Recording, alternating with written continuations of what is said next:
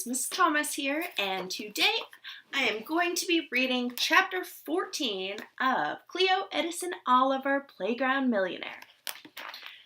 Chapter 14, A Perfect Opportunity.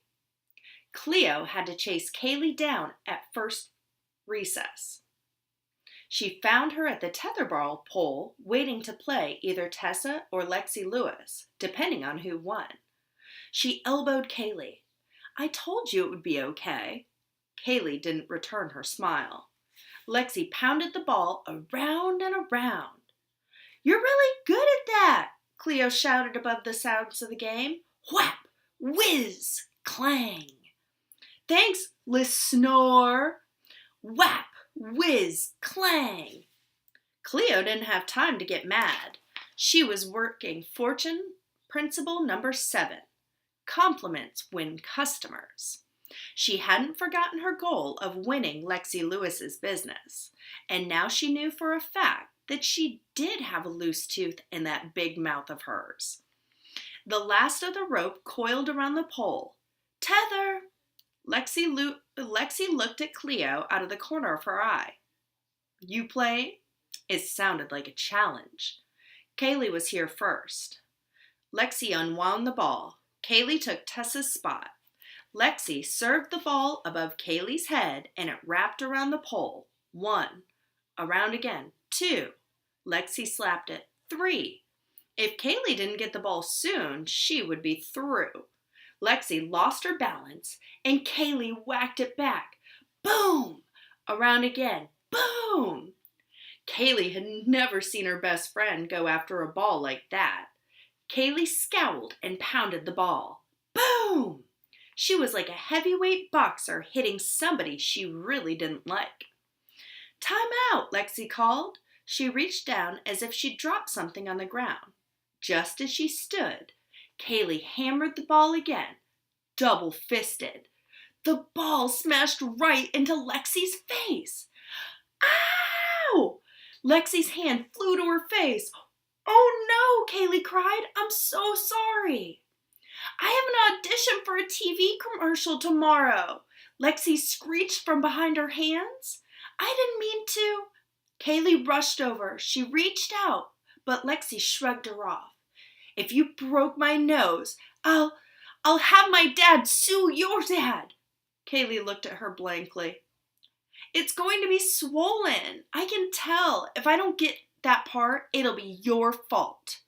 "You should get the part." Cleo crossed her arms. "Because you sure know how to act." "Butt out, snore. She didn't even hit you that hard."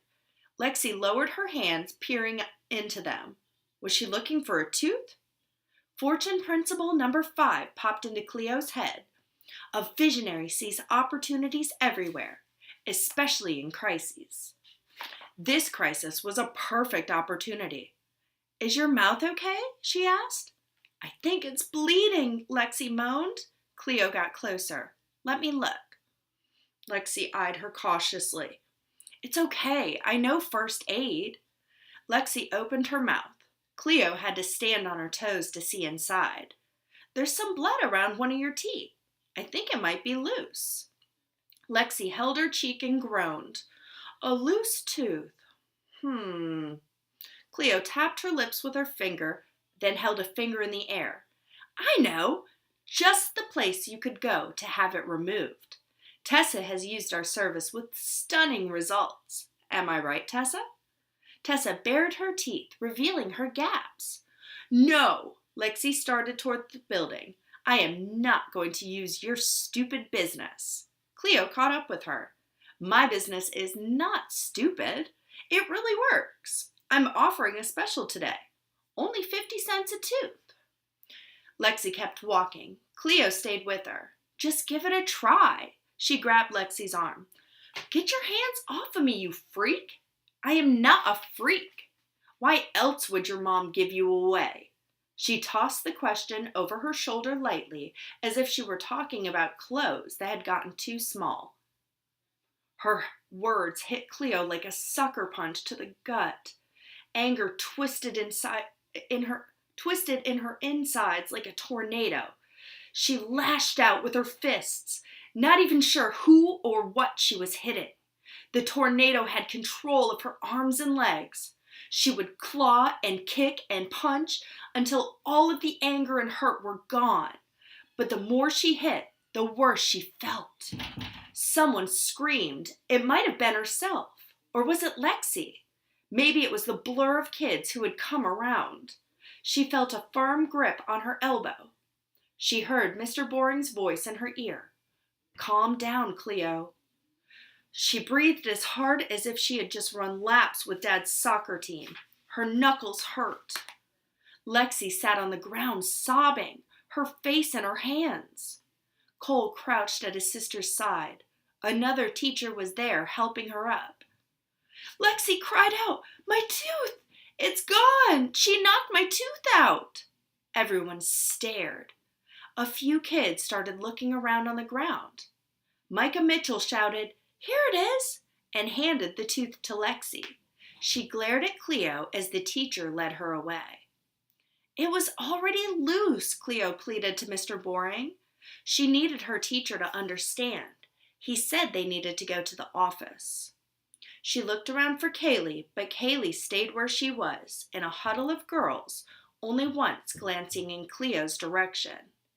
"Hey," Cole trotted up. "I know my sister can be a pain, but you didn't have to go all MMA on her." Cleo tried to say sorry, but she was afraid she might cry.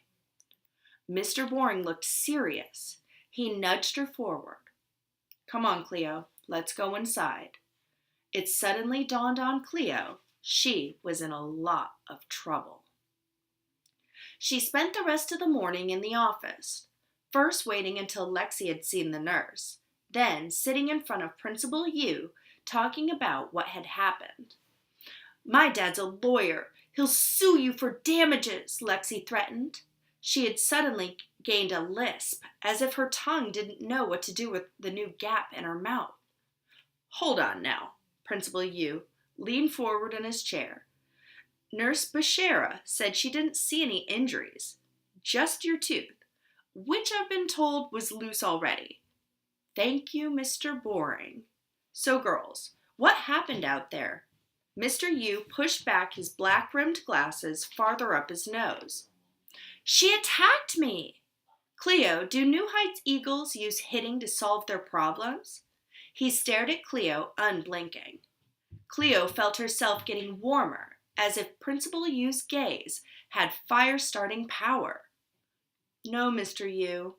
She kept her hands on her lap, wishing he would stop staring at her. "No, they don't.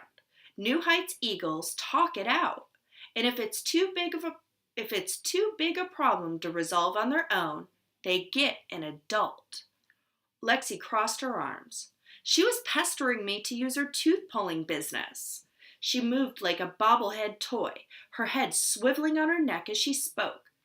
"She pulls teeth with a Nerf gun. She did it to my brother before school, behind the portable. She's obsessed." Principal Yu's eyebrows raised.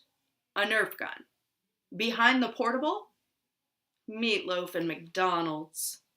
"Actually..." Cleo needed to speak up before Lexi Lewis had her convicted and on her way to jail, or rather, suspension. "It was for a class project, my passion project." "Your passion is pulling teeth?" Mr. Yu looked at her over the top of his glasses. "No," Cleo laughed. "Silly Principal Yu. Starting businesses. I got the idea for a tooth removal service when one of my friends was afraid to pull her own teeth. I have an ad on YouTube if you want to see." Cleo leaned forward excitedly. Mr. Yu pushed back his chair. "Maybe later. Please stay here, ladies," and he left his office. Lexi Lewis smiled smugly. Cleo drummed her fingers on her thighs. Was she in trouble for the Nerf gun or not? A few minutes later, Mr. Yu came back with Mr. Boring. Cleo's heart sank. Mr. Boring took the seat next to Cleo. "Cleo, did you bring a Nerf gun to school?" His eyes were kind, but she knew the answer would seriously disappoint him. She looked at her hands in her lap. Yes, Mr. Boring. Her head snapped up. But I wasn't playing with it, and I wasn't hurting anyone. She glanced at Principal Yu, pulling a few loose teeth. That's all. Principal Yu sucked in his breath. I'm sorry, Miss Oliver, but between initiating a fight with Miss Lewis, she's the one who started it, Cleo wanted to shout, and bringing a gun to school. Not a gun, Mr. Yu, my extractor extraordinaire. Trademark. Lexi scoffed under her breath. And bringing a gun to school, I'm going to have to send you home for the day as a consequence of your poor choices. Mr. Yu, Mr. Boring spoke, if I may interject for just a moment, do we know what prompted the, outburst? He turned to Cleo. Why did you hit Lexi? Cleo's palms were suddenly clammy. Her heart beat so hard it shook her chest. She needed to get away, to go home. Principal Yu turned to her. Miss Oliver? Telling Principal Yu what Lexi had said would be like Barkley exposing his belly. He only did that with family. Miss Oliver. She couldn't repeat the words. She was making fun of me because I'm adopted. Principal Yu cleared his throat. I'm very sorry to hear that. His blowtorch gaze landed squarely on Lexi. Miss Lewis, is being adopted something to make fun of? Lexi huffed. I guess not. You guess not? His face was turning red. No, it's not. Girls, I'll be talking to your parents and teachers about further actions in light of today's incident. Now, you need to apologize to each other. Apologizing was surely the last thing in the world that Cleo wanted to do, but she knew there was no escaping it. I'm sorry. The words came out pinched and tight, like money being pulled from a miserly person's hand. Lexi barely glanced at her. Sorry. She said it like a knife jab.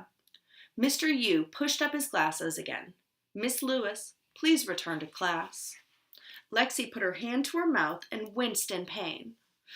She gave a little sob, then sulked from the room. An excellent performance. Miss Oliver, will one of your parents be able to pick you up? Mr. Yu asked. Cleo gasped. I still have to go home? She thought what she'd told him about Lexi would change his mind. He nodded once. My mom, she said, avoiding Mr. Boring's gaze. I'll call now. You may wait in the main office. He and Mr. Boring exchanged glances. Thank you, Mr. Boring. Mr. Boring's name suddenly struck Cleo as funny. Coming from Mr. Yu's serious mouth, it was hilarious. Hysterical. Hilarysterical. She couldn't stop giggling. Mr. Boring led her to the row of chairs along the front window. He sat next to her. What's so funny? She looked up at him. Your name, she sputtered and laughed some more.